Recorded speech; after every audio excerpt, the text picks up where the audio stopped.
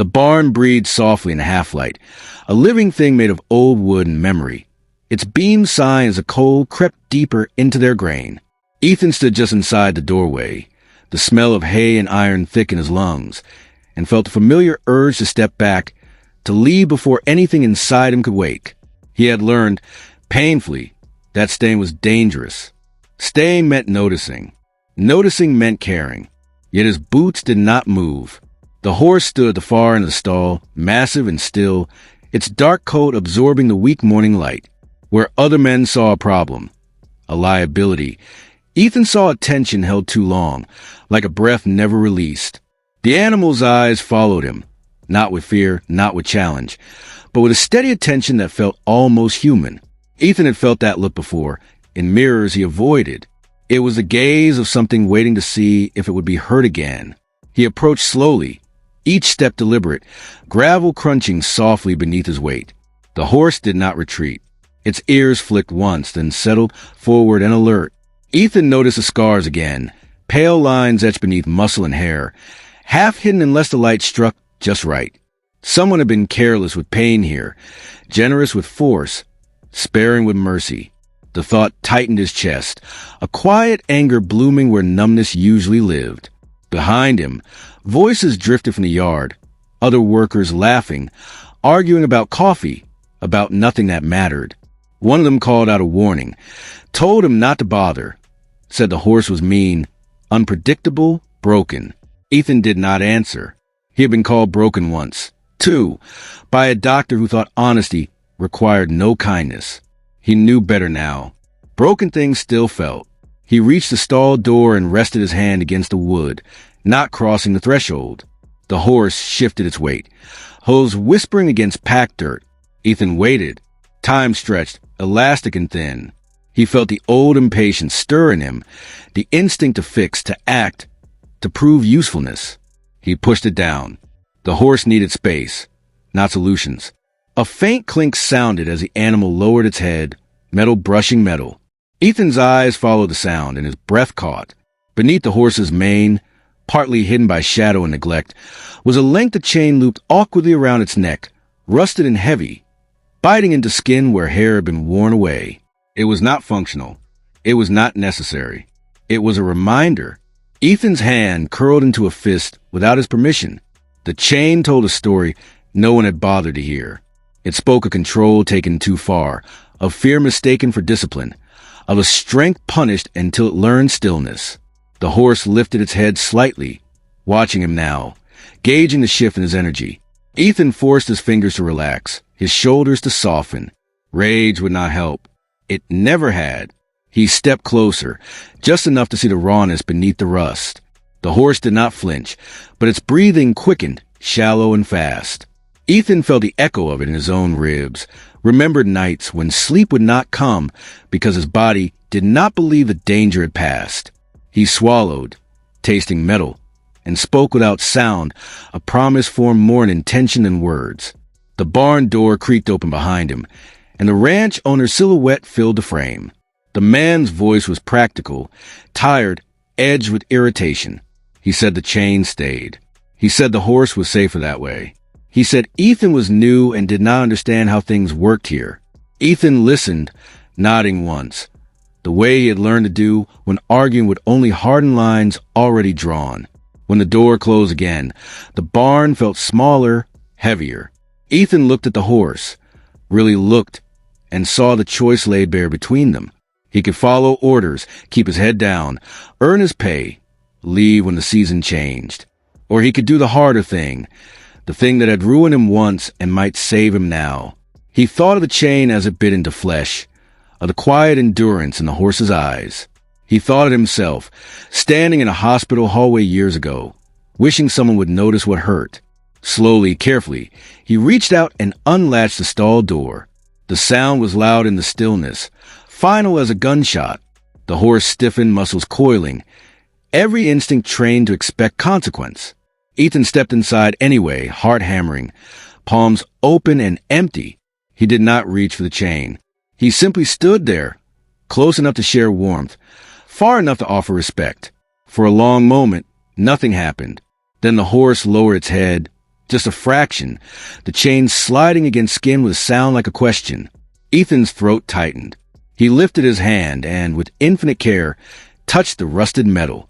The horse trembled, a shudder that ran through its entire body, and then, impossibly, it leaned into the contact.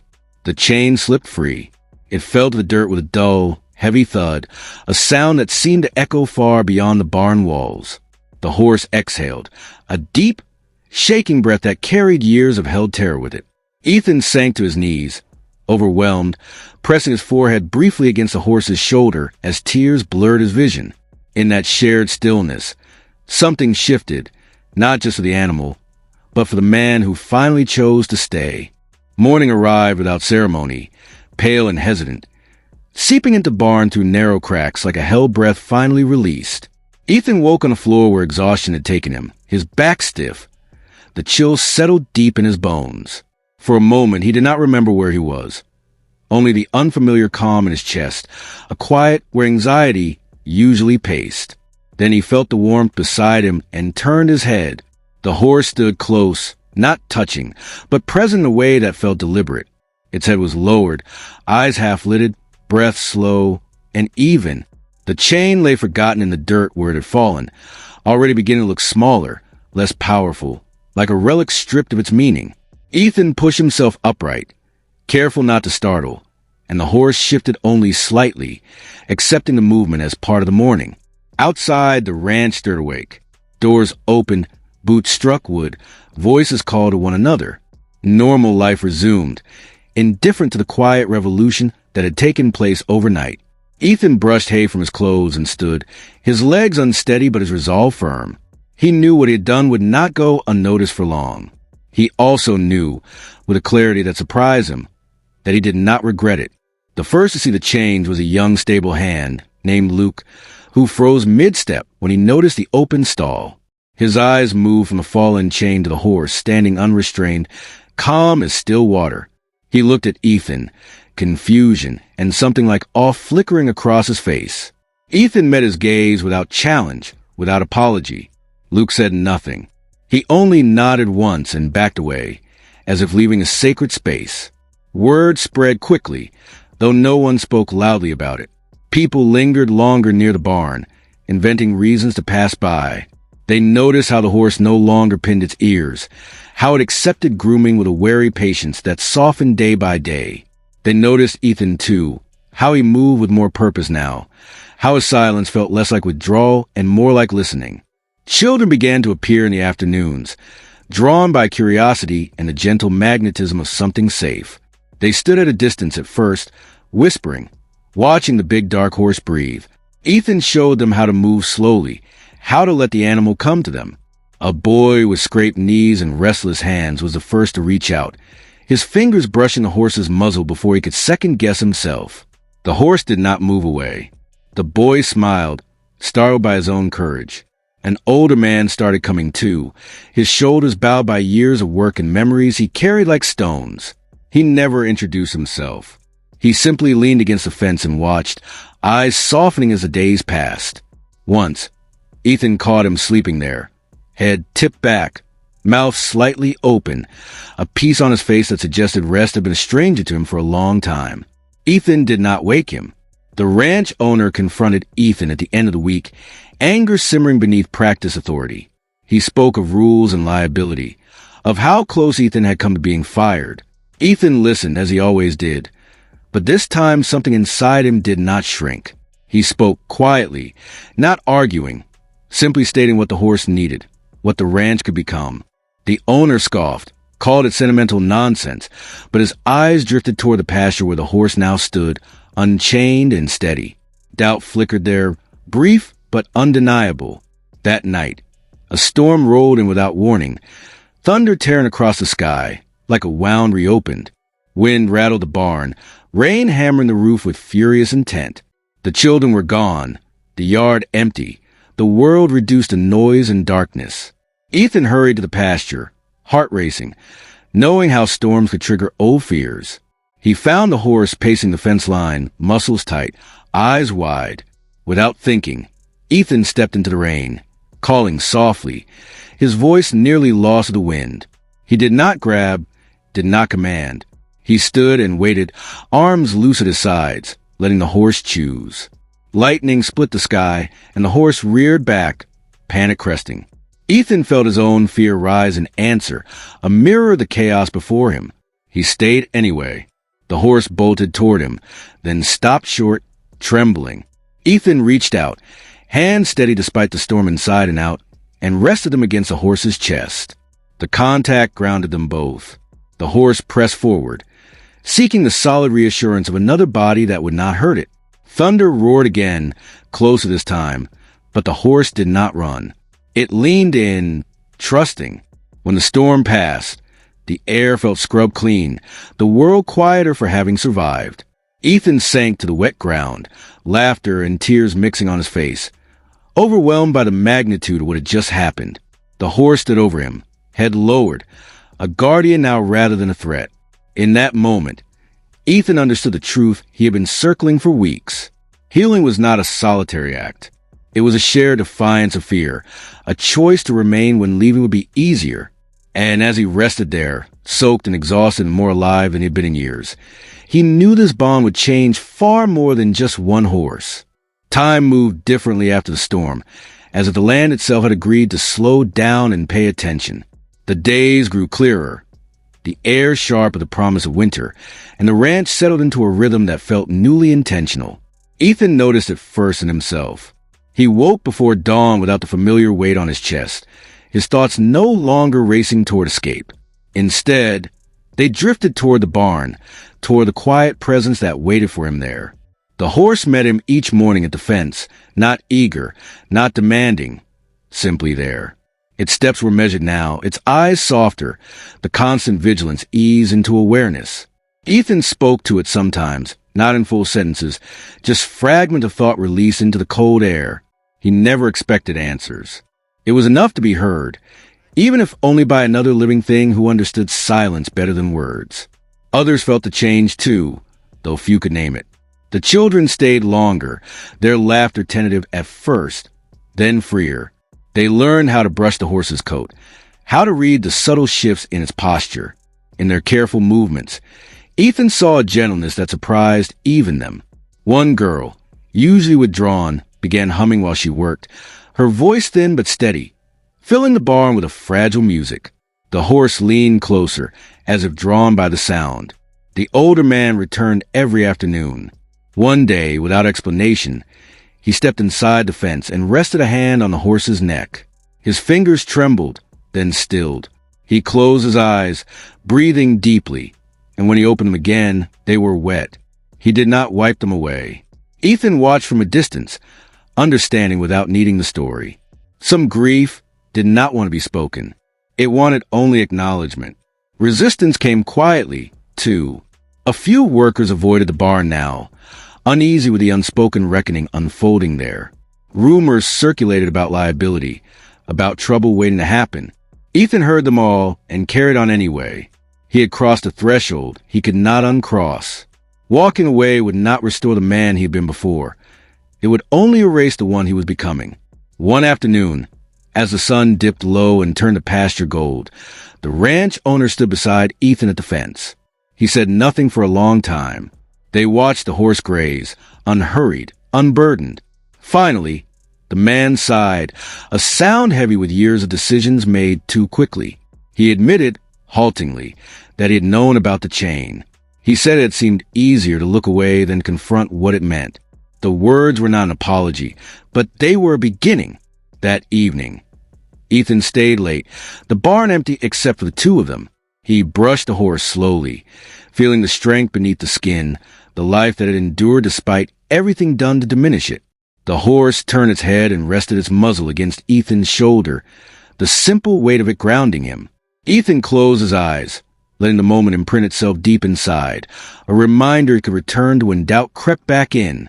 As darkness fell, Ethan realized something with startling clarity. This place, this bond, was no longer just refuge.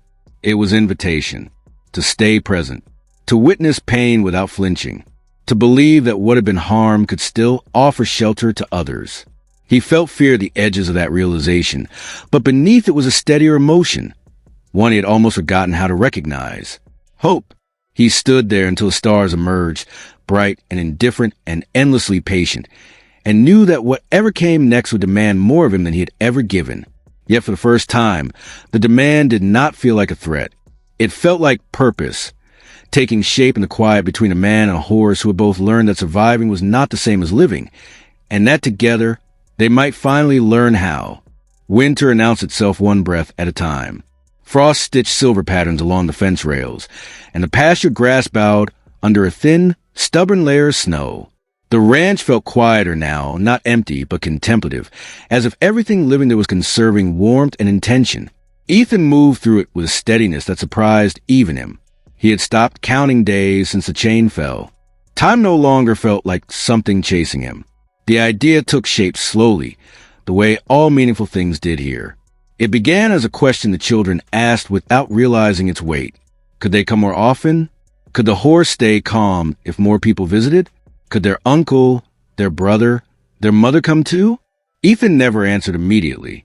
He watched the horse first, gauging its posture, the set of its shoulders, the quiet intelligence in its eyes. The horse decided before Ethan ever spoke. So they came, not in crowds, not announced. One at a time, sometimes two. A boy who startled at sudden sounds. A woman whose hands shook even when she smiled. A man who stood far away at first, as if proximity itself were dangerous. Ethan asked nothing of them. He showed them how to breathe, how to stand, how to let the horse close the distance when it was ready. The barn became a place where no one was rushed, where silence was not awkward but respected. The ranch owner watched all of this with a mixture of unease and reluctant admiration. He noticed how the horse responded, how incidents dropped to nothing, how the land itself seemed calmer. One evening, he handed Ethan a set of old keys without ceremony and told him to use the smaller barn on the east side. He did not frame it as permission.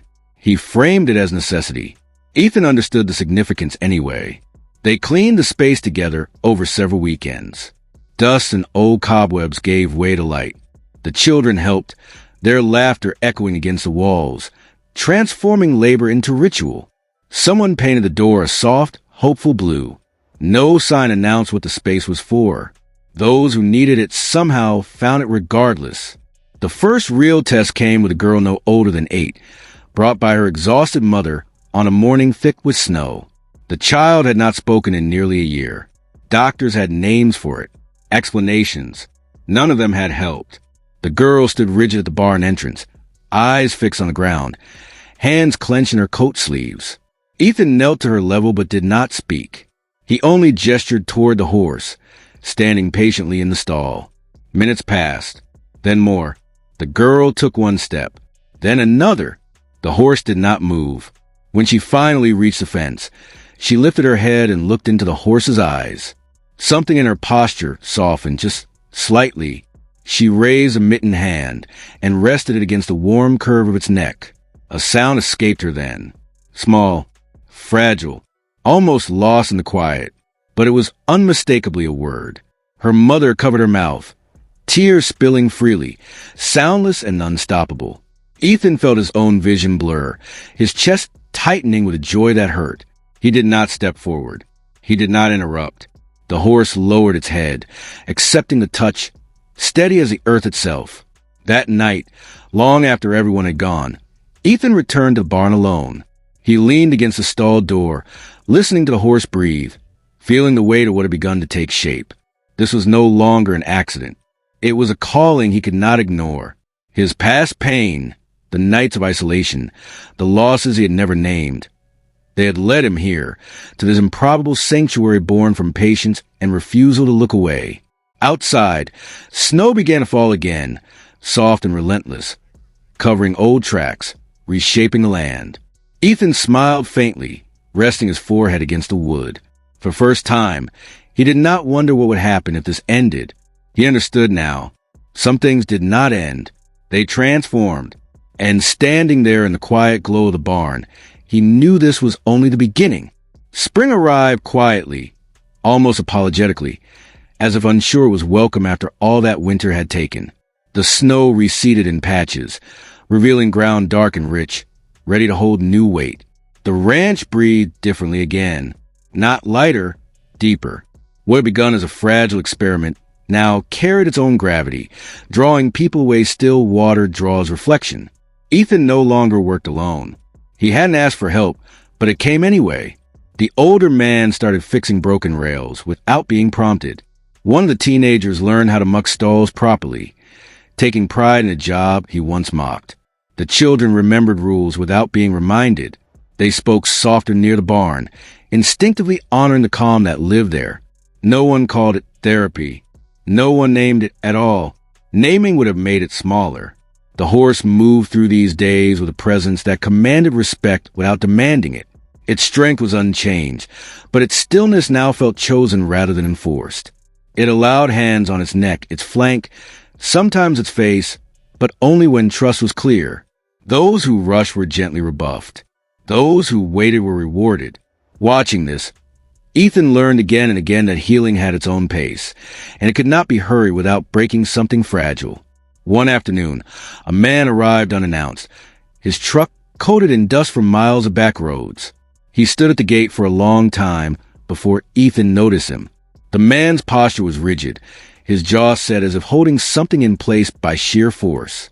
He said he had been told this place helped people sleep. He laughed after saying it, sharp and humorless, as if daring anyone to argue. Ethan opened the gate without asking questions. The man followed, boots heavy, eyes darting. When the horse lifted its head, the man froze. Something flickered across his face. Recognition, maybe, or fear. He took a step back, breath hitching. Ethan stayed where he was, grounding himself, letting the moment unfold. The horse did not approach. It stood still, patient, aware. Slowly, the man's shoulders dropped.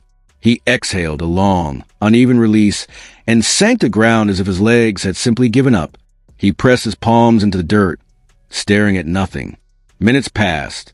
The horse took one step forward, then another. When it stopped beside him, the man bowed his head and began to cry, the sound raw and unguarded. He slept that night in the small barn, curled on a cot, breathing deeply for the first time in years. In the morning, he thanked Ethan without meeting his eyes and left behind a folded note that said only, "I remember how to rest." The ranch owner read it later, alone in his office.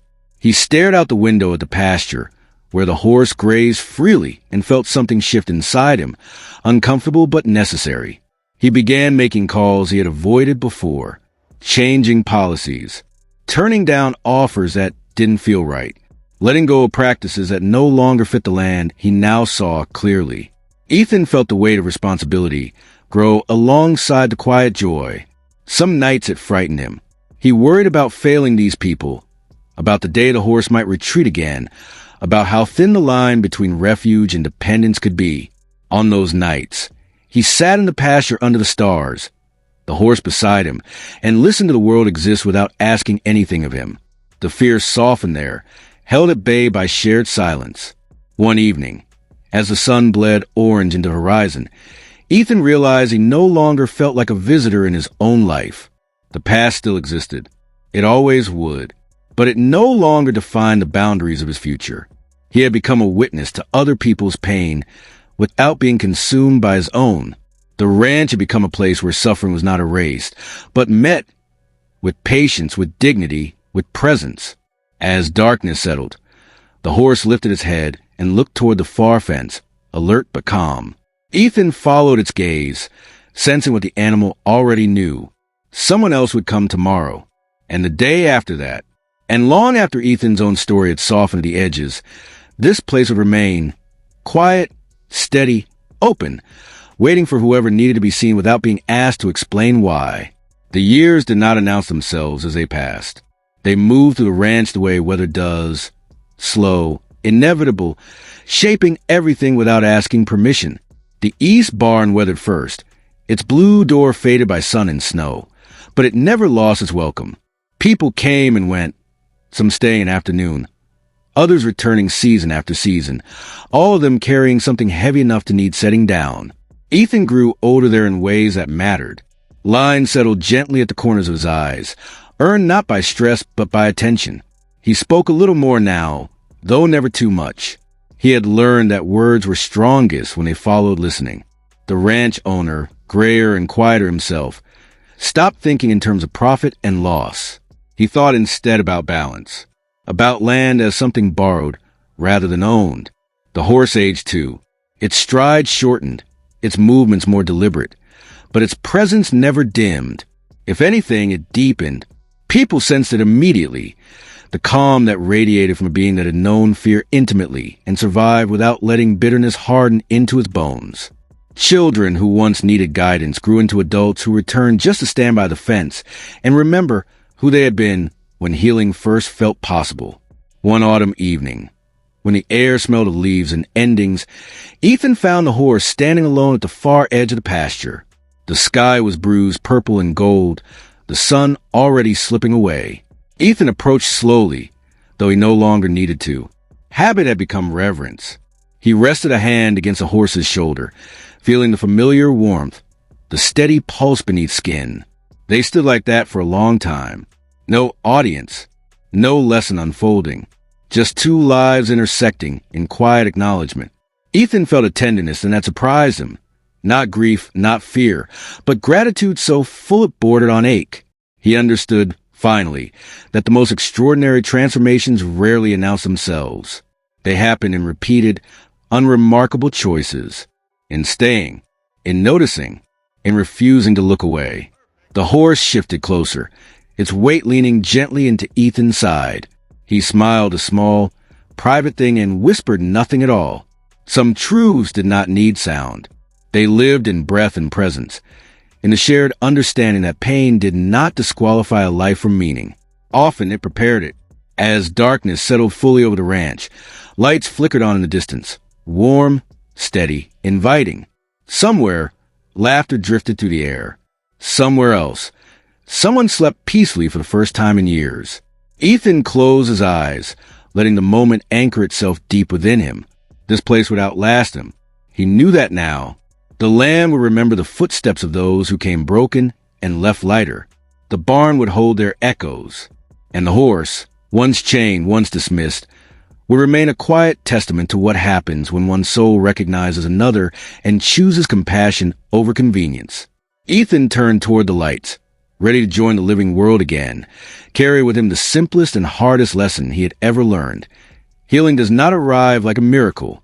It grows patiently, wherever someone decides that staying matters more than walking away. Dawn came softly on the ranch, as it always had, brushing the hills with pale gold and lifting the mist on the low ground as if unveiling something sacred. Ethan stood at the fence with mug cooling in his hands, watching familiar shapes move through the pasture. The rhythm of the place had become part of him now. Hoofbeats, wind, distant voices. Each sound reminded that life continued, steady and imperfect. People still arrived without appointments. They always would. A mother who had stopped believing in rest. A boy whose anger scared him more than anyone else. A woman who spoke confidently about everything except the night. Ethan greeted them the same way every time, without urgency, without promises. He had learned that healing recoiled from being chased. It came closer when invited. The horse noticed newcomers before anyone else did. Its ears lifted, its posture shifted, not alarmed but attentive. Ethan trusted that instinct more than his own. He had seen too much to doubt it. When the horse remained calm, people softened. When it kept its distance, Ethan respected that boundary. Safety, he had learned, was built from listening. Late that afternoon, as the sun tilted westward, Ethan found himself alone again by the pasture. The horse stood nearby, grazing slowly, its movements unhurried. Ethan felt the quiet weight of the years then, not as burden, but as depth. Every moment of pain that had once threatened to hollow him out had, instead, carved space for something larger to live. He thought of the chain sometimes, not with anger anymore, but with clarity. It had been real, it had hurt, and it had been removed. That sequence mattered. It was proof that suffering could be acknowledged without becoming destiny. A breeze stirred the grass, and the horse lifted its head, meeting Ethan's gaze across the short distance between them. No urgency, no need, just recognition. Ethan nodded once, a gesture so small it would have meant nothing to anyone else. To him, It was everything. As evening settled in, the ranch lights warmed the dark, one by one. Somewhere, footsteps crunch on gravel. Someone new had arrived. Ethan turned toward the sound, already moving, already present. Because this was a truth he now lived by. One act of attention could ripple outward in ways no one could measure. One choice to stay could become a refuge. One quiet bond could awaken an entire community. And it all began the moment someone noticed a horse acting differently and refused to look away. Now, click on the video on the screen to hear a story even more miraculous than this one. You'll cry and then feel whole again. Click it now, we'll be waiting. The ranch settled into night the way a body settles into sleep. Slowly, gratefully, without resistance. Crickets stitched their quiet rhythm into the dark, and the skies stretched wide above the pasture, crowded with stars that felt close enough to touch. Ethan walked the familiar path one last time before turning in, his boots pressing shallow prints into the earth, knowing they would be gone by morning. Nothing here asked to be permanent. At the fence, the horse stood waiting, not because it had been trained to, but because it chose to. Age had softened its edges, but not its awareness. It carried itself with the dignity of something that had endured and found meaning anyway. Ethan rested his arms on the top rail and breathed in the night air, feeling the steady presence beside him without needing to look. He thought of all the people who had passed through this place, and how none of them had arrived whole. Some had come angry, others hollow, some so tired they could barely stand. They had left differently, not fixed, not cured, but steadied. That had been enough. It had always been enough. Ethan understood now that he had never really rescued the horse. He had simply recognized it. In doing so, he had been recognized in return. The exchange had altered the course of both their lives, not through force or grand intention, but through patience and the courage to remain open when retreat would have been easier. The wind moved through grass, and the horse shifted closer, its shoulder brushing lightly against Ethan's arm. He smiled, the expression quiet and unguarded. Tomorrow would bring someone new, someone hurting in a way that did not yet have language. And when they came, this place would meet them the same way it always had, with stillness, with space, with the gentle understanding that healing was not a destination, but a practice. Ethan turned toward the house then, leaving the gate unlatched, trusting the boundaries that had been built not from iron, but from care. Behind him, the horse lowered its head and grazed, free and unafraid, under a sky vast enough to hold every unfinished story.